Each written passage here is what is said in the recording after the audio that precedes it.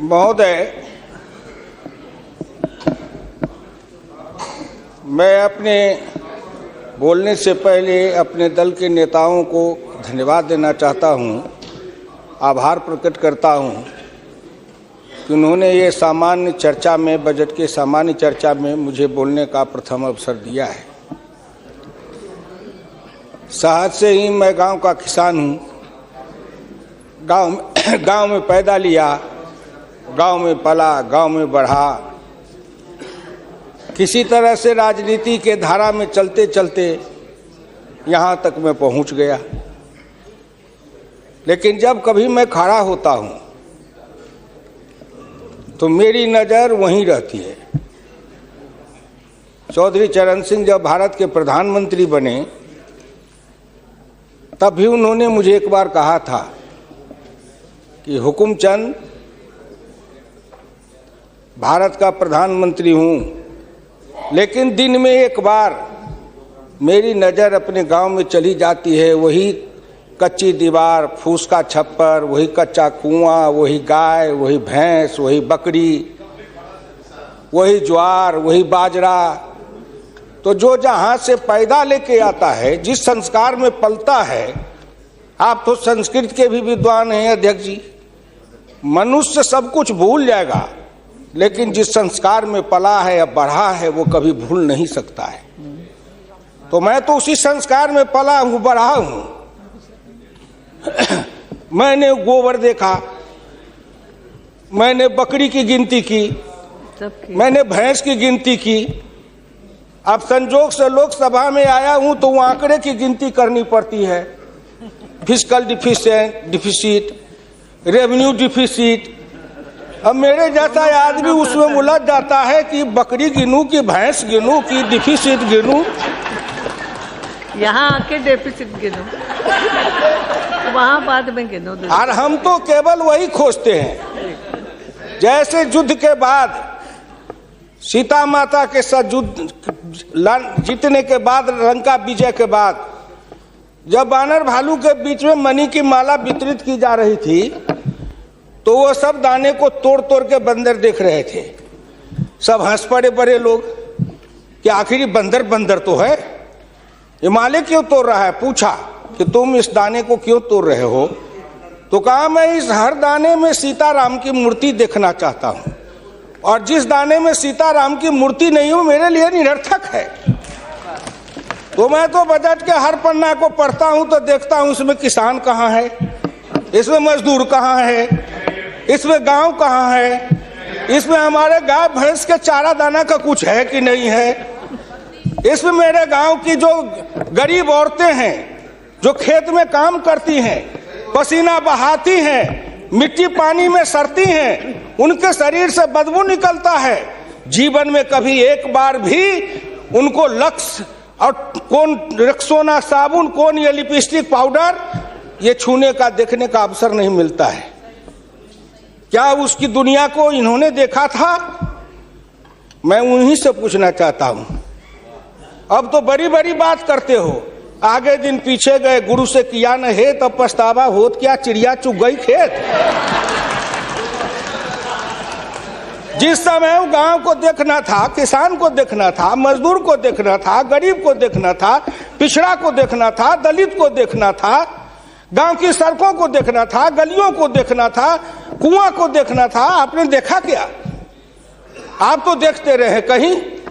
ये दो हिंदुस्तान, एक हिंदुस्तान में दो हिंदुस्तान आपने बनाया। एक है भारत, एक है India, that is called Hindustan. आपने बनाया ना। मैं आज भी कहता हूं, अगर मेरे गांव के किसी को उठावे, आंख में पट्टी बांध दे, हिंदुस्तान के कहीं भी, उड़ीसा हो, बंगाल हो, कहीं हो, किसान को लावे, गांव में आंख पर पट्टी बांध दे और एक बार इंडिया गेट पर उसकी आंख को खोल दे, उसको लगेगा कि हम स्वर्ग में चले आए, कि बैकुंठ में चले आए, कि इंद्रपुरी चले आए। इतना का अंतर है। मैं 1977 में एमएलए बन के आया, इंडिया गेट के किनारे पैदल टहल रहा था, एक बड़ी गाड़ी में एक बड़ा कुत्ता जा रहा था, वो अपने मुंह को निकाल के जी लपलपाते जा रहा था। मैं गाँव का आदमी खड़ा होकर सोचने लगा कुत्ता जरूर कुछ कह रहा है। मैं एमपी था, कभी दिल्ली देखा नहीं था, मेरे अंदर से आवाज आई कि कुत्ता कह रहा है क्या है, तू गांव का किसान, गरीब, मजदूर, पिछड़ा, दलित, तू क्या जन्म लेके करने आया है? तुझसे मैं सौभाग्यशाली हूं। देख, मैं ठंड गर्म गाड़ी में बैठा हूं, केक खाता हूं, ऑमलेट कटलेट खाता हूं, गद्दे पर सोता हूं। तुमने देखा हिंदुस्तान, तुमसे अच्छा मैं हूं। उस दिन मुझे लगा कि इस हिंदुस्तान के बड़े लोगों के कुत्ते भी मुझसे अच्छी जिंदगी जी के रहे हैं और मुझे उस जिंदगी से भी बदतर जिंदगी जिलाने वाले कोई नहीं है, आप हैं। राज किया है आपने। मैं आंदोलन किया, जेल में गया, जेल में सर आया।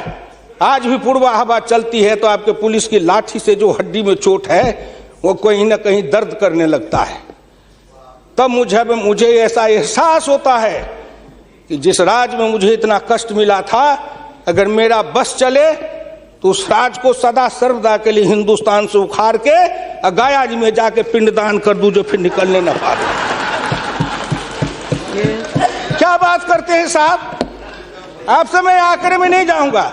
आप योजना आयोग की बात कर रहे थे, मैं अपने गुरु डॉक्टर लोहिया की बात को आपके सामने मैं दिखाना चाहूंगा। मैं नहीं बोलता, मुझे तो उन्होंने दृष्टि दी थी। इसी लोकसभा में 6 सितंबर 1963 को एक बहस हुई थी, ख्याल रखिएगा, जिस बहस ने पंडित नेहरू को भी हिला दिया था। वो बहस थी 3 आना बनाम 15 आना का। लोहिया ने कहा था, मैंने 27 करोड़ हिंदुस्तान के लिए 3 आने रोज की आमदनी कही, प्रधानमंत्री ने 15 आने रोज की और योजना मंत्री ने 7.5 आने रोज की। अब प्रधानमंत्री और योजना मंत्री आपस में निपट लेंगे कि दोनों में कौन सही है। यही आंकड़े हैं योजना आयोग के। प्रधानमंत्री का 15 आना, योजना आयोग के मंत्री का है 7.5 आना। जिस योजना आयोग को यह भी नहीं पता 15 आना सही कि 7.5 आना सही, प्रधानमंत्री सही कि योजना मंत्री सही, उसी योजना आयोग को सर पर ढोते रहो। जो दर्शन करना चाहिए तो दर्पण माजत रहिए, दर्पण में लगा काई तो दरस कहां से पाई। क्या बात करते हैं साहब? इस हिंदुस्तान में अगर किसी का में प्रधानमंत्री जी बैठे हैं, मैं भुक्तभोगी हूं, जिस रोग से मैं पीड़ित हूं, कहीं ना कहीं उस रोग से आप भी पीड़ित हैं। वीरप्पा मोइली जी, आप भी पिछड़े वर्ग से हैं, मैं भी पिछड़े वर्ग से हूं। का दुख जाने दुखिया की, का दुख जाने दुखिया माए, जाके पैर न फटे बीमारी, सोका जाने पीर पड़ाई। आपके मल्लिका अर्जुन जी भी उसी दलित समाज से हैं। आपने सामाजिक पीड़ा को झेला नहीं है, भोगा नहीं है। इस हिंदुस्तान में अगर सबसे बड़ा कारण और सबसे बड़ी चीज अगर रही है सनातन काल से, तो वह हिंदुस्तान की जाति प्रथा। उस जाति प्रथा के कारण क्या क्या नहीं भोगा हमने और क्या नहीं भोगते हैं। अभी अभी चुनाव हो रहा था, श्री नरेंद्र मोदी जी के लिए कोई कह रहा था, मेरे ऑफिस के आगे चाय की दुकान खुलवा देते हैं, फुटपाथ पर जाओ चाय की दुकान के लिए दुकान दे देते हैं। और कुछ कहने के लिए नहीं मिलता है लोगों को? नहीं मिलता है क्या? क्यों उपहास करते हो? मैं लोकसभा में हूं, अगर कोई कहे शरद यादव गए थे चुनाव लड़ने के लिए अमेठी में, लोकदल से नारा लगा था, शरद यादव वापस जाओ, लाठी लेके भैंस चराओ। कर्पूरी ठाकुर जैसा नाई का बेटा गरीब, जिसके नेतृत्व में बिहार में इतना परिवर्तन किया, वो बिहार का मुख्यमंत्री बना, 27% आरक्षण दिया, हाई स्कूल तक फीस माफ किया, मिडिल स्कूल तक फीस माफ किया, 5 एकड़ से मलगुजारी माफ किया। और कर्पूरी ठाकुर के लिए नारा लगा था, कर्पूरी ठाकुर दिल्ली जाओ, छुड़ा लेके सैलून खोलो। क्या क्या नहीं सहा हूं, क्या क्या नहीं देखा हूं, इसलिए दिल के अंदर वो दर्द और पीड़ा है। क्या आखिर कहीं ना कहीं मुझे यह भी लगता है, क्या हिंदुस्तान के पिछड़े और दलित समाज के लोगों ने अपराध किया था कि उसमें जन्म लिया? किसी ने भगवान के यहां दरखास्त दिया था कि मुझको तेली बना दो, मुझको लोहार बना दो, मुझको कुर्मी बना दो, मुझको कहार बना दो, मुझको अहिर बना दो, मुझको कलवार बना दो? कोई दरखास्त देके तो नहीं आया। आज वित्त मंत्री जी को धन्यवाद दूंगा, प्रधानमंत्री को, कि उन्होंने बजट में कुछ ऐसी योजनाएं बनाई है जिससे हिंदुस्तान के जाति प्रथा के बंधन को ढीला करने का अवसर मिलेगा। जब उनकी आर्थिक चेतना बढ़ेगी, आर्थिक विकास होगा कब? जब गांव में पैसा जाएगा तब, गरीब के हाथ में रोजगार जाएगा तब, उनकी आर्थिक उन्नति होगी तब कहीं जाके उनके जीवन में विकास होगा। आपने सोचा कि गांव का विकास कैसे होगा? क्या प्रधानमंत्री ग्रामीण सिंचाई योजना कोई मामूली है? खर्च पर पाबंदी लगाते हुए डॉक्टर लोहिया ने इसी लोकसभा में बहस करते हुए पंडित नेहरू से कहा था, मैं कुछ नहीं चाहता, एक काम कर दो, सारे लोगों के, बड़े लोगों के खर्च पर सीमा लगा दो, आय पर, आमदनी पर नहीं, खर्च पर सीमा लगाओ, इससे अधिक खर्च नहीं करेगा, और उससे जो पैसा बने उसके एक सिंचाई योजना बनाओ और 20 साल का बॉन्ड बनाओ। मैं कुछ नहीं कहता, केवल हिंदुस्तान के हर खेत में पानी पहुंचा दो, हिंदुस्तान की तरक्की हो जाएगी। डॉक्टर लोहिया इसी सदन में कहे थे। वो तो अग्रवाल थे, बनिया थे, उनको क्या जरूरी थी इस बात को बोलने का? लेकिन मैं कहता हूं कि हिंदुस्तान के गरीब, निर्धन, निर्बल और पिछड़ों का इस युग में अगर एकमात्र राजनीतिक मसीहा पैदा कोई लिया तो डॉक्टर राम मनोहर लोहिया थे, जिन्होंने जगाया, नेतृत्व को पैदा किया गांव के गली से। इसलिए मैं आपसे विनम्र प्रार्थना करना चाहता हूं कि अगर प्रधानमंत्री ग्रामीण सिंचाई योजना से हर खेत को पानी, हर हाथ को काम, दीनदयाल उपाध्याय जी ने कहा, डॉक्टर लोहिया ने कहा, 1 बीघा खेत और 1 गाय, अपनी खेती अपनी राय। हम तो ये लड़ते आ रहे हैं और आज वो सपना साकार हो रहा है। इसलिए मैं आपसे विनम्र प्रार्थना करना चाहूंगा कि सवाल है दृष्टि का, दिशा का और संकल्प का। आपकी दृष्टि कुछ और थी, अब दृष्टि बदली है।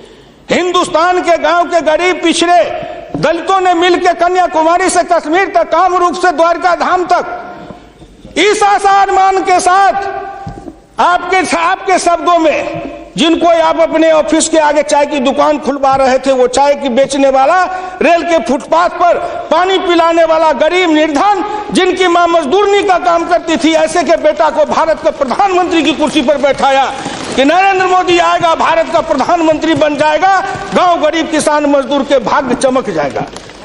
उन्होंने इसलिए सपना को देखा है। प्लीज वो हो जाएगा क्या? ये 9 महीना में हो जाएगा।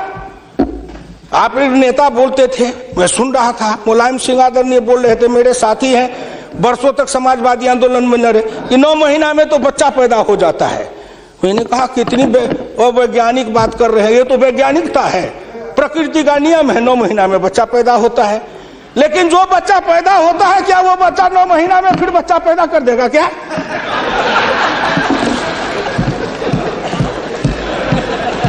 कितनी आप वैज्ञानिक बात बोल रहे हो?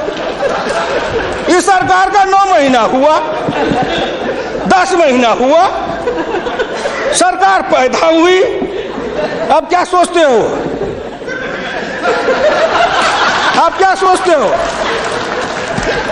इसलिए आपसे मेरी विनम्र प्रार्थना है कि संभलो, अभी भी आप संभलिए, प्लीज अभी आप संभालिए। आप बजट को क्या समझते हो? आप बसीर रहिए। मैं बीरप्पा मोइली साहब नहीं हूं। बीरप्पा मोइली साहब आंकड़े बता रहे थे, मैं उन आंकड़ों का जवाब दे रहा हूं कि आपने इतने दिन ये आंकड़े अब हमको पढ़ा रहे हैं। आपने क्या आंकड़े पढ़े थे? आपने आंकड़े पढ़े? 1951 में किसान थे 71.9%, 211 आपका राज, घट के हो गए 45.10 पॉइंट, 26.08 पॉइंट किसान गायब हो गए। कहाँ गायब हो गए? कहीं नहीं गायब हुए। खेतिहर मजदूर थे 28.1 पॉइंट, और वो घट करके हो गए 17.5, वो बढ़ गए 26.08। अध्यक्ष महोदय, जितना किसान गमा उतना खेतिहर मजदूर बनाया। ये आंकड़े नहीं है क्या? ये सच है कि नहीं? तो आप बजट बनाते रहो। बड़े बड़े अर्थशास्त्री आए, एक विद्वान आए अर्थशास्त्र के, कहां से? वो हार्वर्ड वाले। हमका कहा गए? हार्वर्ड। हमने कहा इस देश को कर देगा हार्वर्ड। ये हर्बट वाला हर्बर करेगा। हिंदुस्तानी अर्थशास्त्री चाहिए अरुण जेटली के जैसे। और ये कहां गए बोलिए? अगर ये चौधरी चरण सिंह हिंदुस्तान के जितने कृषि ग्रामीण अर्थशास्त्री हुए, जेसी कुमारप्पा से लेकर चौधरी चरण सिंह तक, सबने एक ही बात कहा, खेती पर से जो जो भार घटेगा त्यों तो गांव की उन्नति होगी, किसान खुशहाल होगा। खेती पर से भार को कम करो। आपने कम किया, लेकिन हमको बनाया क्या? ऑफिसर बनाते, नौकरी देते, उद्योग लगाते, हाथ में काम देते, साइकिल देते, मोटरसाइकिल पर चढ़वाते, तब न समझते। हम किसान थे, हमको मजदूर बना दिया, झुग्गी झोपड़ी में डाल दिया, गंदी जिंदगी, कीड़े की जिंदगी जीने के लिए हमको रख दिया। जो गांव में बसने वाले थे वो 82.7 थे और घट के हो गए 68.08। 14% गांव के लोग गायब हो गए। कहां गायब हो गए? गायब होके कहां गए? आपके यहाँ दिल्ली में फुटपाथ पर सोते हैं, पेड़ के नीचे सोते हैं, पेड़ के नीचे जन्मते हैं, बलते हैं, बढ़ते हैं, पेड़ के नीचे शादी करते हैं, हनीमून बनाते हैं, वहीं फिर बच्चा पैदा करते हैं, फिर पेड़ के नीचे ही अपना परिवार बसाते हैं। हमारे बच्चे को लाया, हाथ में रिक्शा थमाया, ठेला थमाया, फुटपाथ पर काम करवाया, गरीबी से मजदूर किया, कुत्ते के जैसे जिंदगी जीने के हमको मजबूर कर दिया। और ऊपर से आप बताते हैं कि हम अब तुम्हारे लिए क्या दे दिया? फूड सिक्योरिटी दे दिया। फूड सिक्योरिटी, दाना उपजावे, धान उपजावे हम, गेहूं उपजावे हम, अनाज उपजावे हम, मेहनत करे हम, हमको बस समझते हैं आप भिखमंगा। फूड सिक्योरिटी, हर आदमी पर 1 किलो चावल और 3 किलो गेहूं देंगे। आप बड़े बड़े बड़े बजट वाले अर्थशास्त्री वाले हैं, महीना में 1 किलो चावल खा के रहो, एक आदमी 3 किलो गेहूं खा के रहो। ये गरीबी का उपहास है, हमारी निर्धनता और गरीबी का उपहास है। आओ आओ, 1 किलो चावल देते हैं, 1 महीना में खाओ। महीना में 26 रुपया, जिसकी रोज की आमदनी आप कहते हो गरीबी रेखा के नीचे है, और चावल गेहूं बांटेंगे 70% को। क्या आंकड़ा है आपका? यही बजट बनाते थे ना, मैं उसी को कहता हूं, यही आपका आंकड़ा। गरीबी, चावल गेहूं खाए 70-80%, हमको कहो गरीबी की रेखा के नीचे है 26%। कबीरा बाँचे आखिन लेखा, पंडित बाँचे पोथिन लेखा। हम तो आंख से जो देखते हैं वो बोल रहे हैं। आपने क्या किया? हम कम किए, कहते हैं किसान किसान किसान किसान विरोधी है। हिंदुस्तान में 90-91 में 185.2 मिलियन हेक्टेयर खेती की जमीन थी, और आपके राज्य में 2011-12 में 182 मिलियन हेक्टेयर हो गई। ये जमीन कहां गई? हम खा गए? हमारे गांव के लोग खा गए? कौन खा गए? जो खाए हो। लेकिन मैं इतना जानता हूं कि आप हमारी जमीन खा गए। और दूसरे तरफ जो गैर कृषि योग्य भूमि थी 90-91 में 21.22 मिलियन हेक्टेयर, 11-12 में हो गए 26.29 हेक्टेयर। गैर कृषि योग्य भूमि बढ़ी है, कृषि योग्य भूमि का ह्रास हुआ।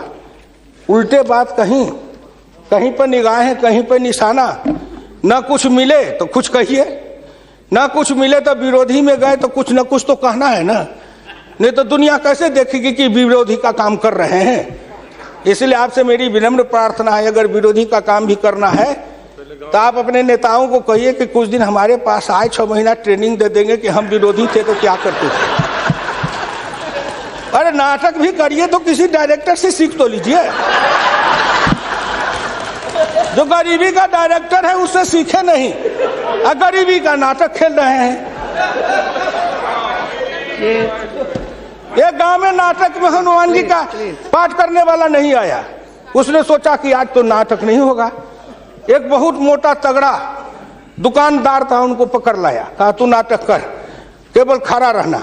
और जब वो खड़ा होकर पाठ करने लगा तो रावण ने डांट के कहा कि कहाँ गए, लाओ तेल घी लाओ, इसके पूंछ में आग लगाओ। उसको हुआ कि अब तो जल के मरेंगे। तो कहा हजूर हम तो हनुमान जी नहीं है, हम तो बनिया है, अपनी दुकान चला रहे थे। वैसे ही आप नाटक करिएगा। इसलिए आपसे मेरी विनम्र प्रार्थना है, आपसे मेरी विनम्र प्रार्थना है कि इसको देखिए। दिशा, जब तक आपके पास में दृष्टि नहीं बनेगी, आपकी दिशा नहीं ठीक थी, आपकी दृष्टि नहीं ठीक थी, तो आप संकल्प क्या कर रहे थे? चलता है सब, आप कहे कि हम भी चले, आपका बजट चला, आपकी अर्थनीति चली, आर्थिक विषमता, सामाजिक विषमता, राजनीतिक विषमता, प्रशासनिक विषमता। क्या मैं पूछता हूं कि आपके किसी बजट से इन विषमताओं को अंत करने के लिए कोई काम किया? नहीं किया। इसलिए हमारे गुरु डॉक्टर लोहिया कहते थे कि हिंदुस्तान में जब तक जाति प्रथा है और जब तक इस जाति प्रथा का रोग रहेगा, तब तक हिंदुस्तान का कल्याण नहीं होगा। भ्रष्टाचार के पीछे भी जाति प्रथा है। कोई माननीय प्रधानमंत्री बैठे हैं, हिंदुस्तान के अंदर किसी को अगर चाहेंगे कुछ कर दे, प्रधानमंत्री रहते हुए, क्या है जो कर देंगे? जिस जात का सरकारी नौकर होता है, मैं भी इतने दिन तक 54 वर्ष रह के देखा, मंत्री रह के देखा, जिस जात का सरकारी नौकर, उसके ऊपर कलम उठाइए तो उसके जात का न जाने कहां से कहां सभी जगह से लोग आ जाते हैं उसको बचाने के लिए। जात पर हमला, अगर किसी बेईमान पर हमला है तो जात पर हमला, किसी भ्रष्टाचारी पर हमला है तो माना जाता है जात पर हमला है। इस जात को तोड़ने के लिए सबसे बड़ा कदम उठाना पड़ेगा। मैं वित्त मंत्री जी को धन्यवाद देता हूं, प्रधानमंत्री जी को, कि कुछ योजनाएं ऐसी आई हैं, लेकिन मैं एक प्रार्थना करूंगा। हमको कहते हैं कि आरक्षण की बात मैं कहता हूं शुरू दिन से, सदन सहमत हो और आप भी सहमत हो तो प्रधानमंत्री जी से कहूं कि तुरंत लागू करिए। लेकिन इसमें सहमति का सवाल है, राष्ट्रीय सहमति, सदन की सहमति, आपकी सहमति। सब आरक्षण मेरा खत्म कर दीजिए, लेकिन एक कर दीजिए, सरकारी नौकरी और सरकारी सेवा, इन दोनों के लिए अंतर जातीय विवाह को अनिवार्य करिए। न रहेगी जाति, न रहेगा बांस, न बजेगी बांसुरी। जातियां टूटेगी, अंतर जातीयता के कारण हिंदुस्तान में एक जाति बनेगी, वह जाति बनेगी भारतीय, वह जाति बनेगी मानव जाति। इन जातियों के रेखा को तोड़िए। इसके लिए अगर कर सकते हैं तो आप सहमत है तो बोलिए। आप कहते हैं गरीब और अमीर मिटा देंगे, लेकिन न्यूनतम और अधिकतम की रेखा तय कर दे, यह सरकार करना चाहे, नरेंद्र मोदी जी चुटकी में कर देंगे, क्योंकि इनका क्या बिगड़ेगा? इनका कुछ नहीं बिगड़ेगा। नरेंद्र मोदी जी अगर न्यूनतम और अधिकतम की रेखा तय करेंगे तो इनका कुछ जाएगा, न परिवार का जाएगा, न बाल बच्चे का जाएगा, किसी का कुछ नहीं बिगड़ने वाला है। लेकिन चिल्लाने लगेंगे तो हम 100 से कम न 1000 से ज्यादा, समाजवाद का यही तकाजा। बड़े समाजवाद की बात करते हैं। मैं ज्यादा समय नहीं लूंगा, मैं इनको समाजवाद की बात अपने गुरु डॉक्टर लोहिया की पढ़ के सुना दूंगा। और हमारे कुछ समाजवादी हैं, अब वो तथाकथित समाजवादी हो गए हैं। समाजवादी तो रहे नहीं, लेकिन तथाकथित हैं। आप मुझको कह देंगे कि आप भाजपा में चले गए, मैं भाजपा में क्यों आऊं? आपके ऐसे दल बने, इस दल के टुकड़े 1000 हुए, कोई यहाँ गिरे, कोई वहां गिरे। मैं कहाँ दौड़ा फिरता, मैं चला आया भाजपा में। मैं भारतीय जनता पार्टी के नेताओं को धन्यवाद देना चाहता हूं कि हुकुमदेव नारायण 3 बरस से ज्यादा किसी पार्टी को दुरुस्त नहीं रहने देता था। आज 20 बरस से भारतीय जनता पार्टी में अटल अटल खड़ा हूं। इस पार्टी में जब तक कोई ताकत नहीं है, अडवाणी जी में, अटल जी में, नरेंद्र मोदी जी में, इन सब लोगों में जब कोई गुण नहीं है, तो मेरे जैसे उदंड आदमी को 20 वर्ष तक अपने पिंजरे में रख लिया, कोई साधारण योग्यता है? इस बात को समझो। मैं आखिरी में कहूंगा, अध्यक्ष महोदय, समाजवाद हर किसी से सिद्धांत की तरह एक होता है थोक, एक होता है फुटकर, एक होता है सगुन, एक होता है निर्गुण, एक होता है सिद्धांत, एक होता है कार्यक्रम। समाजवाद से एक सीढ़ी नीचे उतरो, उस सीढ़ी का नाम है बराबरी। उस बराबरी से एक सीढ़ी नीचे उतरो। गौर करिएगा कौन कौन बराबरी? आर्थिक बराबरी, सामाजिक बराबरी, राजकीय बराबरी, धार्मिक बराबरी। उससे एक सीढ़ी और नीचे उतरो, तब उसके बाद आएगी समता, संपूर्ण समता, संभव समता। तब एक सीढ़ी और नीचे उतरो, तब अधिकतम और न्यूनतम की सीमा लगाओ। ये धार्मिक बराबरी की भी बातें भी की गई है। अगर हम धार्मिक बराबरी पर जी समाप्त करेंगे, अगर धार्मिक बराबरी पर मुझे कहा जाए तो मैं कहने लगूं तो कितनी अपनी पीड़ा सुना दूंगा कि धार्मिक बराबरी इस देश में कैसी है।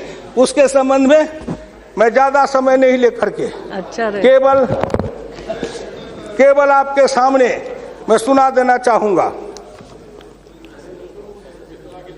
समन्वय दो तरह का होता है, एक दास का समन्वय, एक स्वामी का समन्वय। मैं नहीं कहता, महान समाजवादी अर्थशास्त्री डॉक्टर लोहिया ने इसी सदन में 26 मार्च 66 को कहा था। गौर से शब्दों को सुनिए। समन्वय दो तरह का होता है, एक दास का समन्वय, एक स्वामी का समन्वय। पिछले 1000 बरस के इतिहास से हिंदुस्तान ने स्वामी का समन्वय नहीं सीखा, वह एक दास का समन्वय रहा है। मैं तो श्री नरेंद्र मोदी जी सरकार से कहूंगा कि 1000 साल से भारत दास भाव से सांस्कृतिक समन्वय में रहा है। अगर वो स्वामी भाव का समन्वय में भारत आना चाहता है तो क्या अपराध है। इसलिए उन्होंने कहा इस संबंध में मैं खाली परदेशियों को ही दोष नहीं देता, उनके सबब से जितने भी इतिहासकार हैं वे सभी जहर में बिल्कुल घुल जाते हैं। आज भारत के 2 इतिहास के स्कूल हैं, एक डॉक्टर ताराचंद, एक डॉक्टर मजुमदार, एक और है जो दोनों के दोनों इसी समन्वय धारा के हैं, विविधता धारा के हैं। भारत क्या है उसको भूलकर भारत के जो विभिन्न अंग है उनकी तरफ निगाह चली जाती है। क्या बात करते हैं साहब। तो इससे मेरी विनम्र प्रार्थना है सदन से, अध्यक्ष महोदय, मैं हाथ जोड़ के प्रार्थना करता हूं सदन से भी, और इस लोकसभा के चैनल को हिंदुस्तान के करोड़ों लोग देख रहे हैं। मैं उन गांव के गरीबों, किसानों, मजदूरों से कहता हूं, गांव गरीब, मजदूर, किसान, पिछड़ा, दलित और नौजवान, मिलके देश बनाओ, आओ देश बनाएंगे।